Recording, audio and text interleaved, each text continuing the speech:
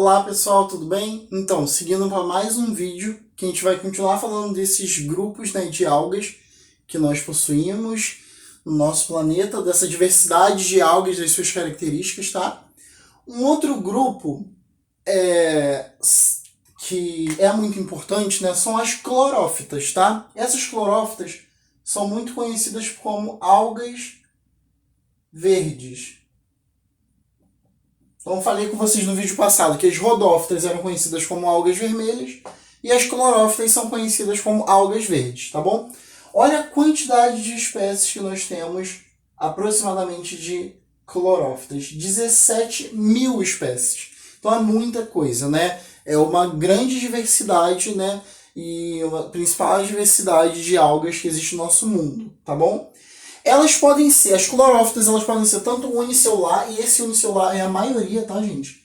Então, grande maioria de clorófitas, elas são unicelulares, porém, tem muitas clorófitas multicelulares também, né? Quem nunca viu uma alga verde na vida, né? Então, existem muitas algas multicelulares clorófitas também, tá? Elas vivem em diversos ambientes, então, assim, novamente, por que tem muita espécie? Isso provavelmente está relacionado também, né, ao fato de elas conseguirem habitar em muitos locais, e isso de elas conseguirem habitar em muitos locais facilita muito, né, a variabilidade, né, facilita a sua dispersão, e isso aumenta as chances de a longo prazo ter um número maior de espécies, tá?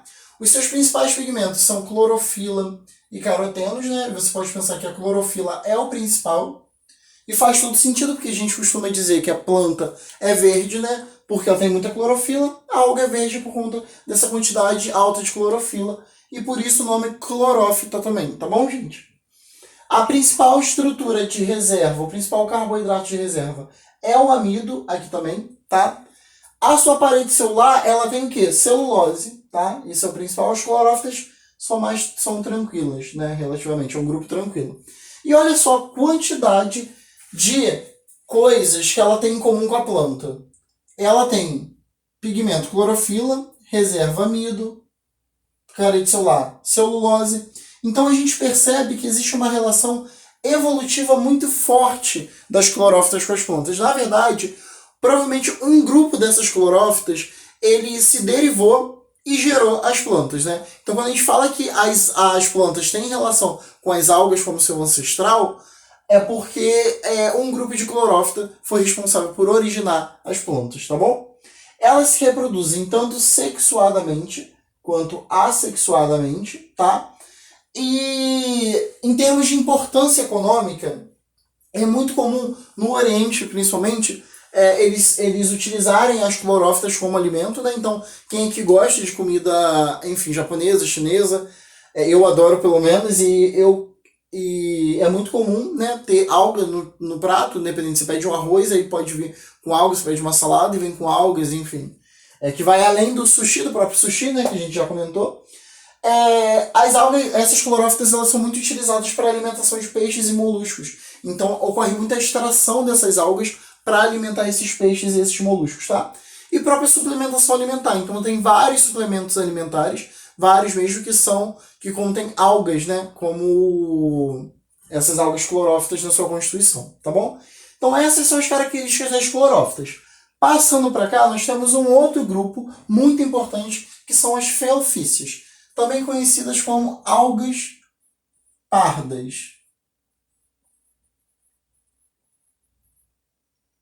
Algas pardas, alguns chamam de algas marrons, mas assim, algas pardas, e também são chamados de macroalgas. Ah, José, não existe outra macroalga? Não existe? Sim, existe, como a gente falou, né? Tem clorófitas que são macro, tem rodófitas que são macro. A questão aqui é que as feofícias, elas são exclusivamente macroalgas, ou seja, são todas multicelulares. Então, essas algas pardas, elas são muito conhecidas pelo seu tamanho, pela sua cor, né, e pelo seu tamanho também, tá? Dentro desse tamanho existe uma variação muito grande. Tem umas que são muito grandes e outras que são menores, mas todas são macroalgas, tá? Todas são multicelulares, todas são vistas a olho nu, tá bom? Elas conseguem viver em outros ambientes, mas majoritariamente são encontradas em ambientes marinhos, tá? Então você encontra feofícias majoritariamente em mar, oceano, tá bom? A quantidade de espécies é uma quantidade relativa, não é tão alta quanto rodófitas e clorófitas, mas assim, tem cerca de 1.500 espécies, né? Existe uma diversidade de feofícies ali, tá bom? E o corpo delas, elas são as únicas que possuem um corpo um pouco mais complexo que as outras, tá bom? Isso porque elas são macroalgas, elas são maiores. E quanto maior, mais coisa tem para colocar ali, né? Então, elas possuem uma estrutura um pouco mais complexa do que as outras algas, tá? Olha só, óbvio, eu não sei desenhar, todo mundo sabe, quem já foi meu aluno, quem já acompanha meus vídeos, sabe que eu não sei desenhar, mas a estrutura dela lembra um pouco uma planta, né? Porque ela tem uma estruturação, uma distribuiçãozinha.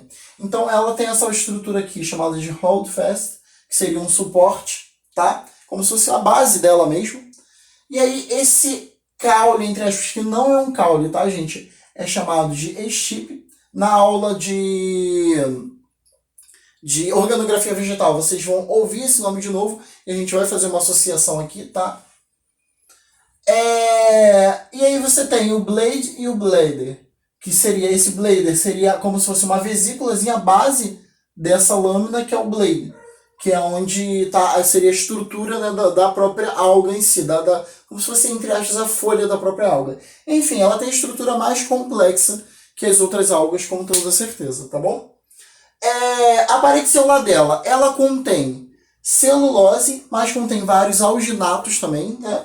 E esses alginatos, eles vão ser importantes para muitas, vão ter uma importância econômica muito grande também, né? Vão ser utilizados para extração, né? Vão ser extraídos e utilizados para produção de diferentes, enfim, diferentes produtos mesmo, tá? Os pigmentos aqui, tem a clorofila, claro, mas também tem os carotenos, e tem um caroteno muito específico, que é a fucoxantina.